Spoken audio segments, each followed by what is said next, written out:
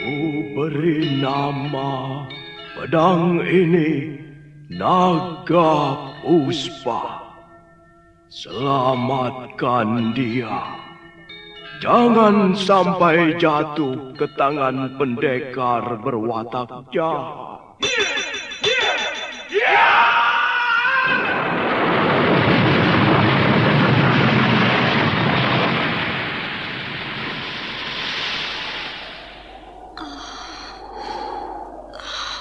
Kakang Kamandanu, kau masih juga tidak percaya bahwa aku mencintaimu. Meisin, maafkan aku, Meisin. Meisin. Meisin!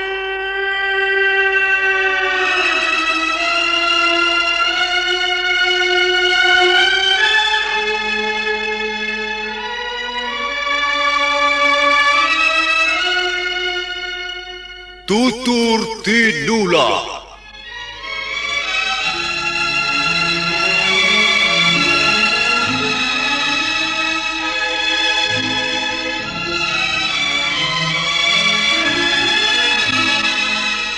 Sebuah sandiwara radio serial, produksi Sanggar Cerita dan Teater Sanggar Prativi.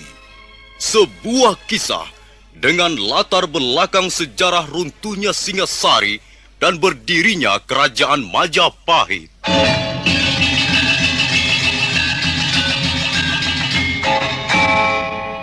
Sandiwara ini didukung oleh pemain-pemain radio yang sudah ternama.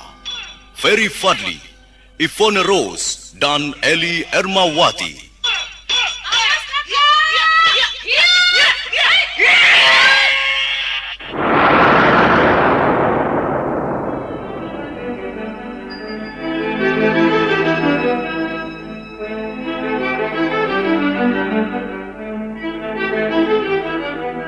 Naskah ditulis dan diolah oleh S. Tijab, hiasan musik dan sutradara C. Ispriyonoka. Kali ini mengetengahkan episode ke-13 dengan judul Geger Pedang Naga Puspa.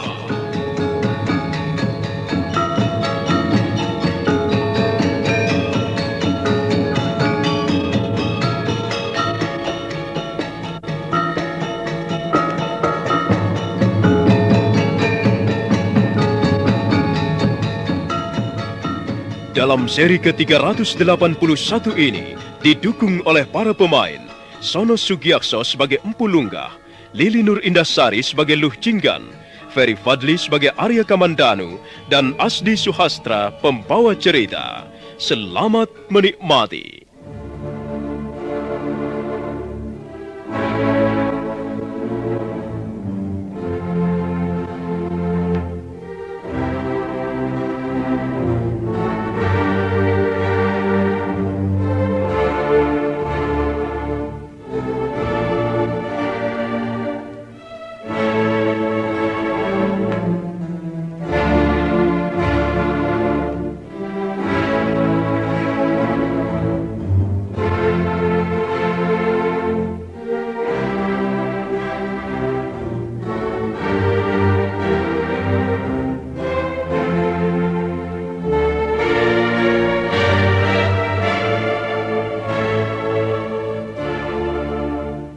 Malam itu, setelah tubuh Arya Kamandanu dicambuk di bawah pohon Papa Sanghara, Empu Lunggah dan Luh Jinggan membawanya kembali ke pondok.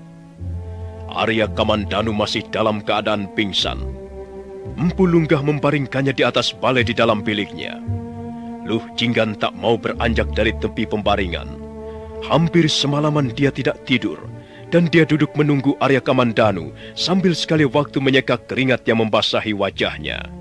Loh Jinggan? Ayah, ada apa ya? Lagi-lagi membuatku kaget. Kau memang anak bandel. Kau sudah tidak mau lagi mendengarkan perkataan ayahmu.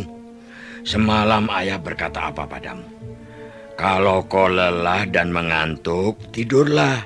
Nah, Mengapa kau malah tidur dalam keadaan duduk seperti ini? Nanti kau jatuh sakit, Nduk. Dan kalau kau sakit, ayahmu inilah yang susah. Ayah, aku kan bukan anak kecil lagi. Kau memang sudah tidak ngompol lagi, Nduk. Kau juga sudah tidak keluar ingus lagi, tidak ngiler lagi. Tapi sikapmu yang seperti ini masih menunjukkan bahwa kau masih kekanak-kanakan. Kau masih belum seluruhnya meninggalkan dunia anak-anakmu. Loh, inilah buktinya. Ayah, lihat ayah, lihat. Oh, aku sudah melihatnya. Ayah sudah lebih dulu melihatnya. Tubuhnya sudah menjadi dingin, ayah. Iya. Tidak lagi panas seperti semalam. Semalam itu, waduh, panasnya bukan main, ayah. Terutama sekali di bagian lehernya. Panas sekali, seperti disiram bara api. Tapi sekarang sudah tidak lagi, ayah. Coba, rabalah. Sudah dingin. Kau kelihatan girang sekali, Nduk. Tentu saja, ayah. Aku girang sekali. Aku senang. Aku akan merasa gembira sekali kalau Kakang Kamandanu pulih seperti sedia kala, ayah. Tapi dia sadar, ayah. Dia sadar kembali. Tenanglah, Nduk, tenang. Dia memang sudah saatnya sadar, Nduk. Apa yang terjadi? Apa yang terjadi pada diriku ini? Nger, Bapak Lungga? Nger. Iya, Nger. Saya sudah ada di sini bersamamu, Nger. Luh Jinggan, kaukah itu adik lu? Iya, Kakang. Aku di sini. Aku di sini bersamamu. Bagaimana perasaanmu, Kakang? Aku seperti bangun dari mimpi buruk. Nger. Bersyukurlah, Nger. Bersyukurlah dan berterima kasihlah kepada Sang Yang Widiwasa. Semua ini berkat rahmat-Nya, berkat karunia-Nya. Iya, Bapak Lungga. Saya hampir-hampir tidak percaya. Saya kira saya sudah mati. Saya kira saya tidak mungkin hidup kembali. Angger Kamandanu telah memenangkan pertarungan, Ger. Angger telah keluar sebagai pemenang. Pemenang tunggal.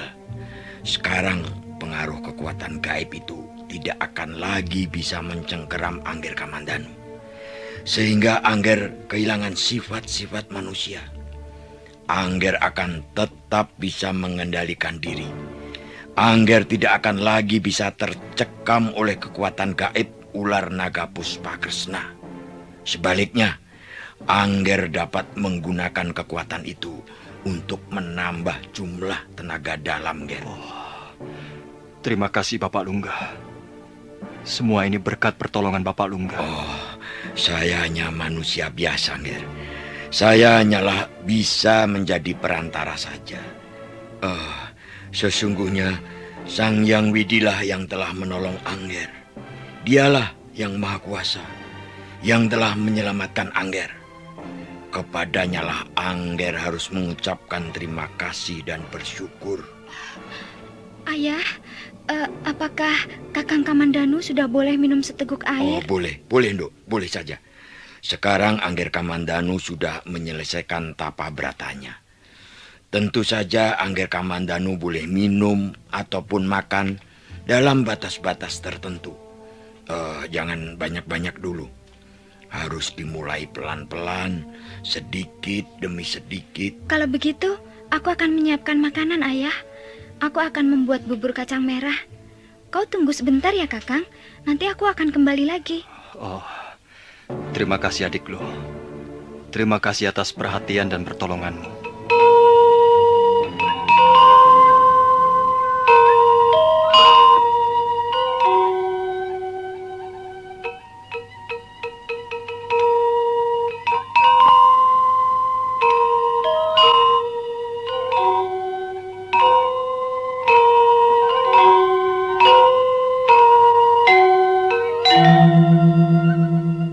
Hari itu Arya Kamandanu sudah bisa duduk dengan tenang di tepi pembaringannya.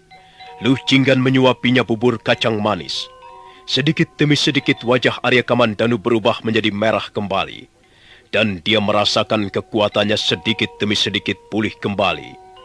Luh Jinggan merasa sangat bahagia. Dengan rajin dan tekun, gadis itu merawat Arya Kamandanu, menyuapinya, menggantikan pakaiannya, menyeka keringatnya, dan menungguinya siang malam. 3 hari kemudian, Arya Kamandanu nampak sudah segar kembali. Malam harinya mereka bertiga berbincang-bincang di serambi pondok. Wah. Saya lihat keadaan Angger Kamandanu sudah semakin baik. Syukurlah, Angger. Ya, Bapak Lunggah. Sepertinya tenaga saya sudah pulih kembali. Sepertinya saya baru saja bangkit dari kematian. Iya, benar, Angger. Memang sebenarnya begitu. Angger baru saja memenangkan sebuah pertarungan maut. Selama 40 hari lamanya Angger berada di bawah penguasaan suatu kekuatan yang sangat dahsyat. Angger hampir saja musnah oleh kekuatan itu. Tapi berkat pertolongan Sang Maha Kuasa, akhirnya Angger mampu keluar dengan selamat. Ayah, Ya, aku tidak lagi melihat noda-noda hitam itu. Apa maksudmu, adikku? Tentu saja kau tidak menyadarinya, Kakang. Tapi aku melihatnya. Coba perhatikan. Pundakmu sebelah kiri tidak lagi ada noda hitamnya. Demikian pula bagian tubuhmu yang lain. 3 hari yang lalu, noda-noda hitam itu menghiasi hampir seluruh permukaan tubuhmu. Kalau tidak percaya, tanyakan saja pada ayah. Iya kan, ayah? nampaknya memang begitu, Nduk. Iya, saya baru menyadarinya sekarang. Noda hitam di pundak kiri saya sudah tidak ada lagi. Noda hitam itu lenyap bersama kemenangan Angger dalam pertarungan maut itu, Nger. Noda hitam itu adalah sebagai akibat dari pengaruh kekuatan gaib ular naga Puspakresna. Kalau misalnya Angger Kamandanu tidak mampu mengalahkan pengaruh kekuatan gaib itu, maka noda hitam itu akan melekat di pundak kiri Angger seumur hidup. Tidak seorang pun mampu menghapusnya, Angger. Dan Angger sendiri akan menjelma menjadi manusia setengah siluman. Tapi untunglah, hal seperti itu tidak terjadi pada dirimu, Angger. Iya, saya memang orang yang sangat beruntung, Bapak Lunggah. Mudah-mudahan saya tidak menjadi lupa diri karena peruntungan saya ini. Iya, itu adalah sikap yang sangat bijaksana, Angger. Nah, adik lo, sekarang kau tidak perlu menyuapiku lagi. Aku sudah bisa makan sendiri. Aku juga sudah bisa membersihkan tubuhku sendiri. Tapi aku harus berterima kasih padamu, adik lo. Sebab selama aku sakit, kaulah yang merawatku. Tapi Kakang, kau harus menepati janjimu ya. Setelah sembuh, kau harus mau kuajak berjalan-jalan. Tentu saja. Kapan kau akan mengajakku berjalan-jalan? Nah, rasakan, Dok. Kapan kau akan mengajak Angger Kamandanu berjalan-jalan? Ayo. Tidak bisa sekarang, Kakang. Aku masih harus mengurus pekerjaanku di belakang. Pakaian kotor menumpuk. Perabot-perabot dapur yang kotor juga banyak sekali. Bagaimana kalau besok pagi, Kakang? Terserah. Aku menurut saja. Kemana kau akan mengajakku berjalan-jalan? Kemana ya? Kemana, Ayah? Kemana sebaiknya? Oh, ya kemana saja, Dok. Asal jangan jauh-jauh.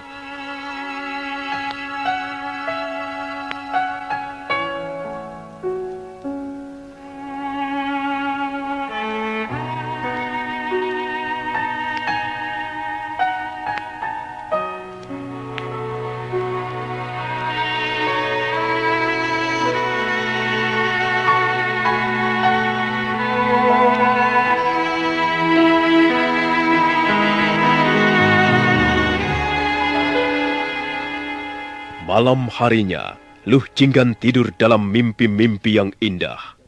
Dia mimpi berjalan-jalan dengan Arya Kamandanu. Mereka melihat alam pegunungan yang permai. Mereka berjalan sambil bergandengan tangan mendaki tanjakan bukit. Kemudian mereka duduk di atas tebing bukit dan memandang lembah di bawahnya. Lembah yang berwarna kebiru-biruan. Luh Jinggan merasa sangat bahagia. Hatinya berbunga-bunga. Dan bunga-bunga itu menjelma menjadi kabut tipis yang menenggelamkan mereka berdua. Esoknya Luh Jinggan bangun pagi-pagi sekali. Dia buru-buru membersihkan tubuhnya, kemudian mengenakan pakaian kesayangannya. Rambutnya disanggul seperti wanita dewasa. Setelah selesai merapikan dandanannya, dengan hati berdebar, Luh Jinggan melangkah mendekati bilik Arya Kamandanu. Dia ragu-ragu sejenak di depan pintu, tapi akhirnya dia memberanikan dirinya untuk mengetuk pintu. Kakang Kamandanu, apakah kau sudah siap? Di luar hari sangat cerah. Kau sudah berjanji mau kuajak berjalan-jalan, bukan? Kakang, apakah kau masih tidur? Kau seorang laki-laki, tidak sepantasnya seorang laki-laki bermalas-malasan. Tapi kau pasti sudah terbangun. Aku tahu. Sekarang ini kau pasti sedang merapikan pakaianmu, iya kan? Kakang, mengapa kau diam saja? Tidakkah kau dengar suaraku? Ah, kau pasti bermaksud membuatku kesal. Tapi aku tidak akan kesal. Aku tahu kau pun tidak sabar menunggu pagi yang cerah ini. Kita akan berjalan-jalan mengitari Bukit Kedung Peluk. Aku akan membawa Jamantara ikut serta. Dia tidak akan mengganggu kita, Kakang. Dia harimau yang baik. Dia bisa bermain-main sendiri. Kakang, apa yang kau lakukan di situ? Kakang? Ruang biliknya ternyata kosong. Di mana Kakang Kamandanu? Apakah dia mau mengingkari janjinya? Barangkali dia masih berada di pancuran belakang. Aku akan mencarinya.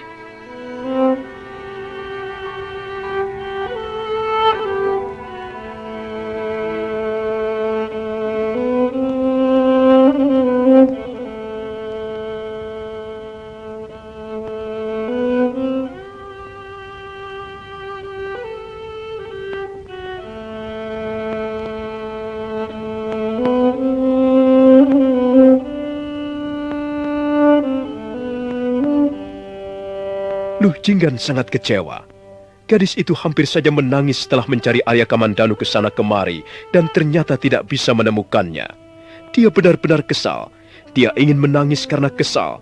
Keinginannya untuk mengajak Arya Kamandanu berjalan-jalan ternyata tidak terpenuhi. Hampir seharian Luh Jinggan mengurung diri dalam ruangan biliknya. Tiba-tiba dia merasa dipermainkan. Dia menjadi benci sekali pada Arya Kamandanu. Duk, ada apa, Duk? Ada apa lo? Mengapa kau mengurung dirimu terus-menerus di dalam bilik? Nanti kau cepat tua. Biar saja ya. Oh. Biar aku cepat tua. Biar aku cepat mati. Loh, kok begitu? Apa senangnya menjadi orang tua? Kulitmu akan menjadi keriput. Punggung akan menjadi bongkok. Lihatlah ayah ini. Apa enaknya menjadi orang tua? Tidak menarik, tidak mempunyai daya tarik lagi, Nduk. Aku kesal, Ayah. Si Kamandanu itu ternyata orang yang tidak suka menepati janjinya.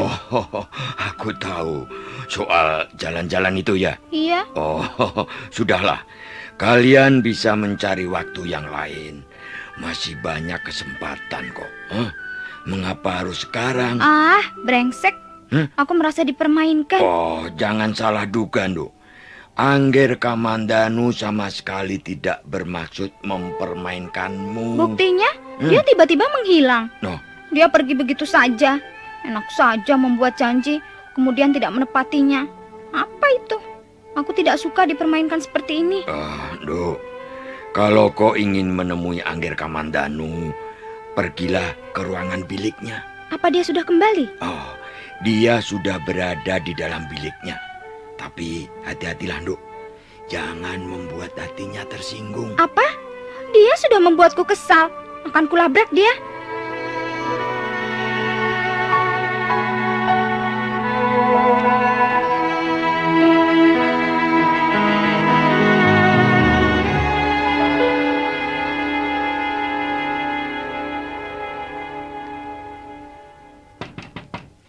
Hei, buka pintunya.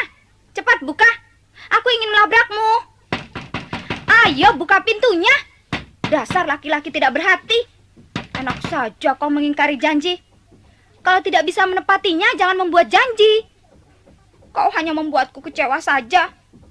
Ayo, buka pintunya. Cepat. Awas ya. Kalau kau tidak mau segera membuka pintu, akan kudobrak.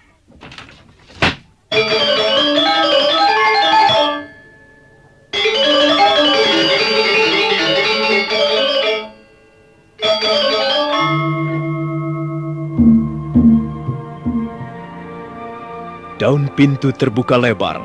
Luh Jinggan segera memasuki bilik Arya Kamandanu. Dia tertegun sejenak melihat Arya Kamandanu duduk membelakanginya menghadap dinding kayu. Hei, kemana saja kau hari ini, ha? Bersembunyi di mana kau? Kepalaku sampai pening mencarimu ke sana kemari. Dasar laki-laki brengsek. Aku tidak akan percaya lagi pada omonganmu. Apakah semua laki-laki begitu, ha? Kau pikir perbuatanmu itu bagus ya? Aku tidak sudi kau permainkan seperti ini. Kalau memang kau tidak suka berjalan-jalan denganku, katakan saja terus terang. Aku tidak akan memaksa kok. Kalau memang kau keberatan, mengapa kau tidak berkata terus terang? Heh, ayo jawab, jangan membisu. Dan mengapa kau duduk begitu? Ayo lihat kemari. Lihat aku. Kau malu ya? Kau malu karena telah mengingkari janjimu? Ayo, lihat kemari. Jangan menyembunyikan wajahmu di balik dinding. Aku sekarang telah tahu siapa dirimu. Hei, mengapa kau diam saja? Aku ini kau anggap apa, ha? Ayo balikan punggungmu. Aku sedang mengajakmu bicara. Aduh, kau ini laki-laki yang menyebalkan. Cepat balikan punggungmu. Balikan punggungmu. Ayo balikan punggungmu dan lihat aku. Karena tidak sabar lagi, Luh Jinggan segera menyergap Arya Kamandanu dan memaksa agar Arya Kamandanu membalikkan punggungnya.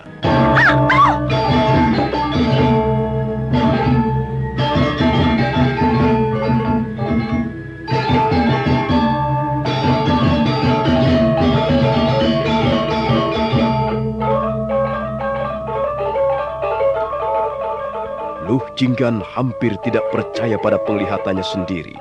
Mulutnya ternganga keheranan. Dia melihat wajah Arya Kamandanu penuh ditumbuhi bisul-bisul kecil, sekecil biji kacang dan berwarna merah. Arya Kamandanu tidak berani menatapnya. Dia menundukkan wajahnya. Dia kelihatan sangat sedih. Maafkan Kakang. Ada apa dengan wajahmu? Mengapa wajahmu menjadi rusak seperti ini? Mengapa wajahmu ditumbuhi bisul-bisul kecil? Entahlah, adikku. Aku sendiri tidak tahu mengapa tubuhku menjadi rusak seperti ini. Bukan hanya di wajahku, tapi juga di bagian tubuhku yang lain. Lihatlah, dadaku juga penuh ditumbuhi bisul-bisul kecil berwarna merah. Juga punggungku, dadaku dan perutku. Aku sendiri tidak tahu mengapa bisa menjadi begini. Apakah kau tidak merasakan sakit? Aku hanya merasakan perih sedikit di bagian tubuhku yang ditumbuhi bisul. Tidak begitu sakit, adikku. Barangkali kau keracunan makanan, Kakang, atau keracunan minuman. Aku tidak tahu, adikku. Barangkali begitu. Tapi akulah yang memasak makanan untukmu. Sepertinya aku tidak membuat jenis makanan yang aneh-aneh. Mengapa bisa keracunan? Sudahlah, adikku. Jangan pikirkan soal diriku lagi. Mungkin memang sudah nasibku. Sebaiknya kau tinggalkan aku sendirian di ruangan bilikku ini. Jangan begitu, Kakang. Jangan putus asa. Mengapa tubuhmu ditumbuhi bisul-bisul kecil berwarna merah? Pasti ada sebabnya. Sebaiknya kau segera menemui ayah. Ayo, Kakang. Ayo kuantarkan menemui ayah. Ayah sedang duduk-duduk di serambi pondok. Mari, Kakang. Jangan, adikku. Tidak usah. Aku tidak ingin menambah beban ayahmu lagi. Bapak Lungga sudah berjuang keras untuk menyembuhkan penyakitku. Dan rasanya bantuan Bapak Lungga sudah terlalu besar. Aku banyak berhutang budi pada beliau. Juga padamu. Rasanya aku tidak akan sanggup membayar hutangku. kata-katamu tidak bersahabat, Kakang Kamandanu. Kalau begitu, kau masih menganggap kami sebagai orang lain. Padahal kami telah menganggapmu sebagai keluarga sendiri. Sudahlah, Kakang, jangan berpikir macam-macam. Kalau memang bisa, kami akan selalu berusaha untuk membantumu. Ayolah, kita temui ayah di Serambi Pondok. Aku kira ayah tahu apa sebabnya tubuhmu ditumbuhi bisul-bisul merah. Marilah kita minta penjelasannya, Kakang.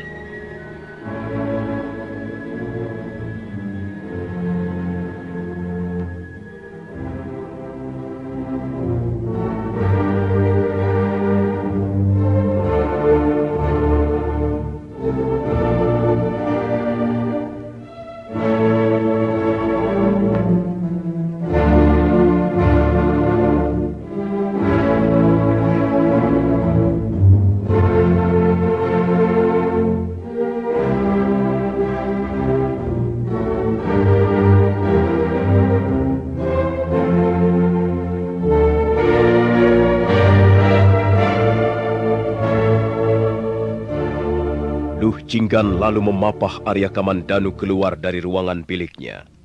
Mereka melangkah menuju Serambi Pondok, di mana Empu Lungkah sudah duduk menunggu. Mari, Nger, mari. Silakan duduk. Terima kasih, Bapak Lunggah. Iya, saya sudah tahu, Nger. Angger Kamandanu tidak perlu cemas. Bisul-bisul kecil berwarna merah itu tidak akan mengganggu kesehatanmu, Nger. Mengapa hal itu bisa terjadi, Ayah? Mengapa tubuh Kakang Kamandanu ditumbuhi bisul-bisul kecil berwarna merah? Maaf, Bapak Lunggah. Apakah bisul-bisul ini juga karena pengaruh gigitan ular naga Puspakresna? Benar, Nger. Benar. Tapi pengaruh secara tidak langsung. Ibaratnya tubuh Angger Kamandanu merupakan sebuah medan laga, sebuah medan peperangan. Ibarat Tegal Kurusetra, medan peperangan antara dua kekuatan raksasa di muka bumi ini, yang diwakili kaum Kurawa dan kaum Pandawa. Nah, sekarang perang telah selesai, dan Angger Kamandanu telah muncul sebagai pemenangnya. Angger telah memenangkan pertarungan dengan sempurna. Tapi akibat yang ditimbulkan oleh suatu peperangan besar tentu saja ada, Nger. Bekas-bekasnya pasti ada. Medan itu menjadi rusak, rumput-rumput kusut dan kering, pohon-pohon tumbang, mayat-mayat bergelimpangan, dan darah berceceran mengotori pandangan mata. Maka demikianlah, Nger. Bisul-bisul kecil berwarna merah yang sekarang ini tumbuh hampir di seluruh tubuh Angger Kamandanu adalah merupakan cacat raga sebagai akibat peperangan dahsyat. Angger tidak perlu cemas ataupun takut.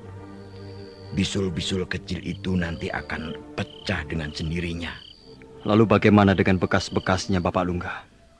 Kalau bisul-bisul itu nanti pecah, bekasnya tentu ada, Nger.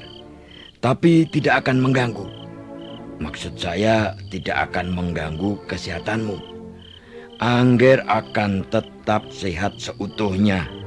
Angger hanya mengalami cacat raga yang tidak begitu berarti. Tapi Ayah, Ya, kalau bisul-bisul itu nanti pecah dan meninggalkan bekas, wajah Kakang Kamandanu pasti akan menjadi jelek.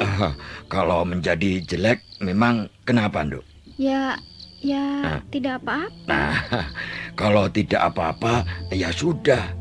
Mengapa kau ikut-ikut meributkan soal ini? Nah, bagaimana, Angger? Sekarang Angger tentunya sudah mengerti. Baiklah, Bapak Lunggah. Saya mengerti. Dan saya akan berusaha menerima kenyataan ini. Mungkin karena dosa-dosa saya, sehingga saya terpaksa mengalami hal seperti ini. Bukan, Nger. Bukan karena dosa-dosa Angger. Apakah Angger tahu apa artinya dosa? Barangkali saya melanggar peraturan yang telah ditentukan para dewa. Oh, dengar, Nger, dengar. Dan kau juga, Nduk, Ya, dengarkan. Ayah. Kau boleh ikut mendengarkan. Dosa artinya keliru. Iya, keliru. Kalau misalnya kita ini seharusnya berjalan lurus, Tapi kemudian kita mengambil belokan ke arah kiri. Nah, itu dosa. Itu keliru. Kalau memang kita harus berjalan lurus, ya lurus. Kalau petunjuk itu mengatakan kita harus belok, ya harus belok. Kalau peraturan itu mewajibkan kita harus tunduk, ya harus tunduk. Jadi sebagai manusia yang dibekali akal budi, kita harus mampu menentukan langkah-langkah hidup kita. Sehingga kita tidak tercebur di kubangan dosa. Kita harus bisa memilih mana yang baik dan mana yang buruk. Kita harus bisa memilih mana yang benar, mana yang salah. Kita harus bisa memilih mana yang boleh kita lakukan dan mana yang dilarang. Maaf Bapak Lungga. Bagaimana kita bisa menentukan langkah-langkah kita sehingga hidup kita bisa menjadi bijaksana? Baiklah, Ngger, baiklah. Saya akan berusaha untuk menjelaskannya. Semua itu ada hukumnya. Ada undang-undangnya. Baik yang tertulis maupun yang tidak tertulis. Baik yang tersurat maupun yang tersirat. Hukum di dalam hidup ini dibagi menjadi 3 bagian. Pertama kali adalah hukum kuasa. Hukum kuasa bukanlah menjadi milik manusia, melainkan milik yang maha kuasa. Hukum ini merupakan hukum keesaan. Hukum ini tidak akan mampu dijamah oleh akal pikiran. Hukum ini merupakan muara yang menampung hukum-hukum yang lain. Hukum ini sifatnya sangat mutlak, tak terbantah, dan terlepas dari pengaruh ruang serta waktu. Hukum ini bisa juga disebut sebagai hidup itu sendiri. Yang kedua adalah hukum alam. Hukum alam juga dinamakan hukum pikiran. Sebab yang berkuasa di sini adalah sebab dan akibat. Segala lekuk-liku hukum ini bisa ditelusuri dengan akal pikiran manusia. Misalnya, mengapa daun-daun itu berwarna hijau? Mengapa buah-buahan yang sudah terlalu matang tanggal sendiri dari tangkainya dan jatuh ke bumi? Mengapa seekor anak kambing menyusu pada induknya sendiri? Mengapa air selalu mengalir ke tempat yang lebih rendah? Dari mana datangnya hujan? Mengapa musim kemarau tahun ini panjang? Mengapa tiba-tiba ada banjir bandang? Mengapa? Itulah ciri-ciri hukum sebab akibat. Selalu didahului dengan pertanyaan, mengapa begini dan mengapa begitu? Hukum sebab akibat ini masih jauh dari sempurna, Ngger. Sebab ada banyak hal yang tak mampu diuraikan oleh akal pikiran. Jadi, jika kita ingin mencari jawab tentang hidup dan kehidupan, kita tidak bisa lari pada hukum sebab akibat. Sebab masih kurang lengkap, kurang sempurna. Nah, yang ketiga adalah hukum manusia. Hukum manusia ini dibuat oleh manusia dan diperuntukkan bagi manusia itu sendiri, agar dapat menciptakan suasana masyarakat yang teratur, tertib, dan sehat. Maka dibuatlah hukum-hukum manusia. Hukum manusia dibuat dengan tujuan meluhurkan derajat kehidupan manusia itu sendiri, dengan tujuan membuat kehidupan manusia menjadi lebih sejahtera. Tapi karena pada dasarnya manusia itu lemah, maka hukum ciptaannya pun lemah. Bahkan saking lemahnya, sampai-sampai seringkali manusia melanggar hukum-hukum yang diciptakannya sendiri. Nah, bagaimana, Angger? Apakah sudah cukup jelas? Baiklah, Bapak Lungga. Walaupun sepertinya belum jelas, tapi wejangan yang baru saja Bapak Lungga sampaikan, rasa-rasanya sudah cukup terperinci. Oh, memang, Ger. Untuk memahami permasalahan hidup memang cukup sulit, Ger. Hidup ini bisa menjadi sederhana ataupun ruwet. Itu tergantung bagaimana cara kita berpikir. Bagaimana cara kita memandang hidup itu sendiri. Tapi ada satu hal yang tidak bisa kita bantah lagi. Ialah hukum kuasa. Sebab segala sesuatu yang pernah dititipkan kepada manusia, pada akhirnya semua harus dikembalikan kepadanya juga. Dari dialah segala sesuatu ini berawal, dan kepadanya lah segala sesuatu ini berakhir.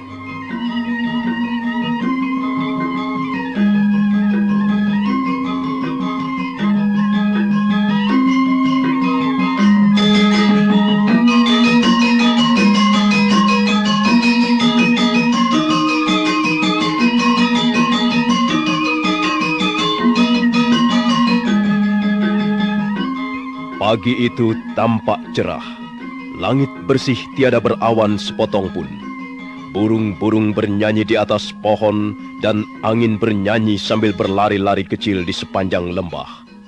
Arya Kamandanu tidak lagi menghiraukan bisul-bisul kecil berwarna merah yang tumbuh di hampir seluruh bagian tubuhnya. Pagi itu dia berjalan dengan penuh semangat menuruni lereng bukit Kedung Peluk. Setelah beberapa saat lamanya berjalan, Arya Kamandanu melihat Empu Lunggah dan Luh Jinggan sudah berdiri menunggu di tengah-tengah padang rumput. Bagaimana, Angger? Apakah Angger sudah siap? Saya merasakan tubuh saya sangat segar pagi ini, Bapak Lunggah. Saya sudah siap. Saya sudah siap untuk berlatih ilmu kanuragan naga puspa tahap yang ketiga dalam bimbingan Bapak Lunggah. Oh, baiklah. Nduk, Luh Jinggan, Ya, Ayah. kau duduk di sini saja. Jangan mengganggu. Angger Kamandanu akan melakukan latihan-latihan ilmu kanuragan yang cukup berat. Siapa yang mengganggu, Ayah? Aku hanya ingin menonton saja kok. Nah, Angger, mari kita mulai. Ini ada sepotong kayu hutan. Pergunakanlah kayu ini sebagai pedang. Apakah saya harus langsung melakukan gerakan-gerakan ilmu kanuragan naga puspa tahap yang ketiga, Bapak Lunggah? Kalau memang tahap yang pertama dan kedua sudah tidak menjadikan soal lagi, silakan saja langsung tahap yang ketiga, Angger. Kalau begitu baiklah, Bapak Lunggah. Saya akan mulai.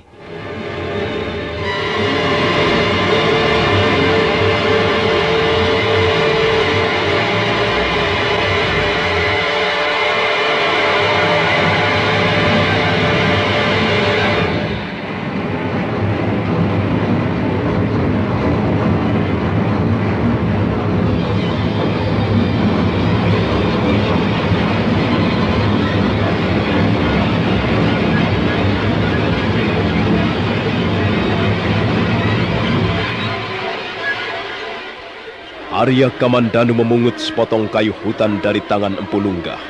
Kemudian dia mundur beberapa langkah untuk memasang kuda-kuda.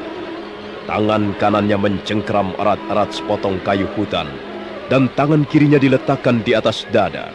Sementara kedua belah matanya terpejam sesaat. Saat berikutnya dia melompat sambil mengayunkan sepotong kayu hutan ke kiri dan ke kanan. Ya!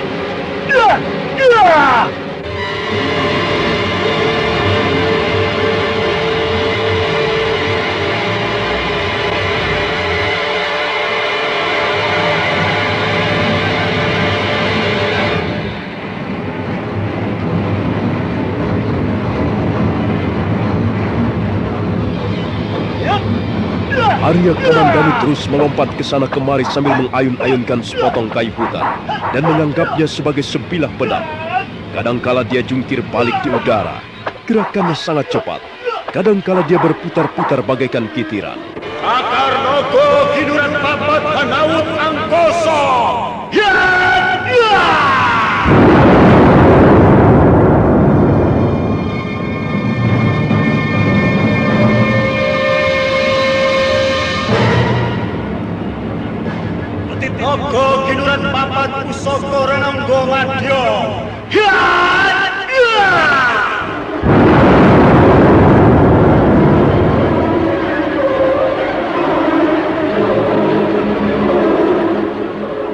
Wajah Nogo Ginuran Papat, sifat papat minongko rasa jamo.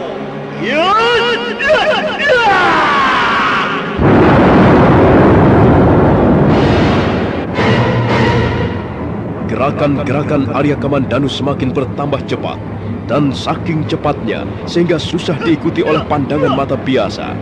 Dia bergerak bagaikan angin. Pulunggah tersenyum melihatnya dari kejauhan.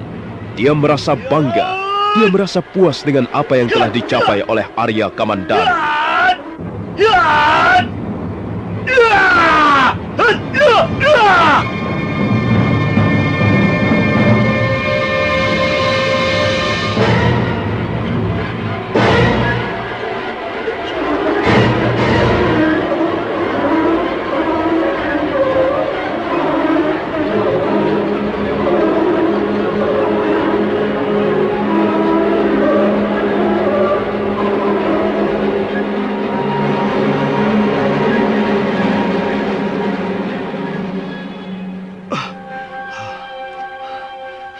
Bagaimana Bapak Lunggah? Apakah saya telah berlatih dengan cukup baik? Sangat baik, Nger. Saya puas melihatnya.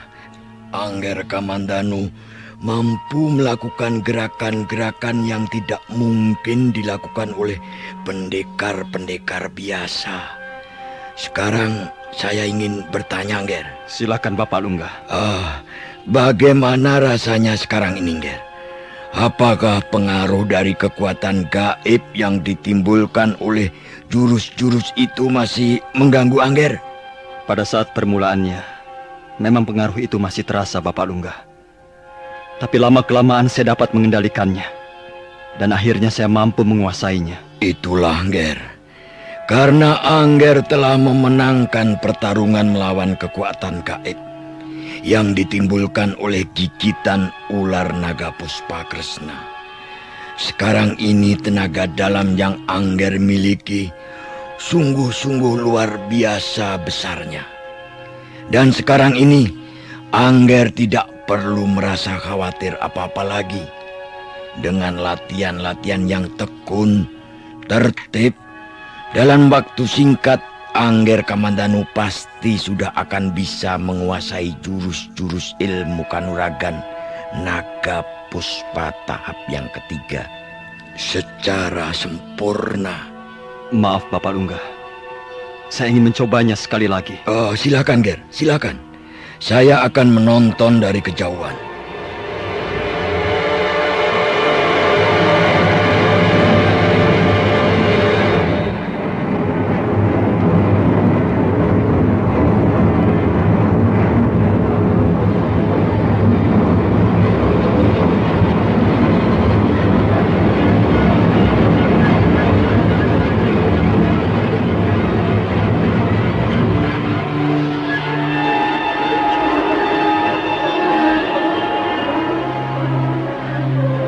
Kembali Arya Kamandanu memasang kuda-kudanya.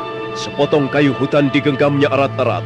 Selanjutnya dia melompat dan mulai memainkan jurus-jurus cakar naga, petit naga, dan rajah naga. Nah, saudara pendengar, bagaimanakah kisah selanjutnya? Silakan menunggu seri selanjutnya. Sampai jumpa.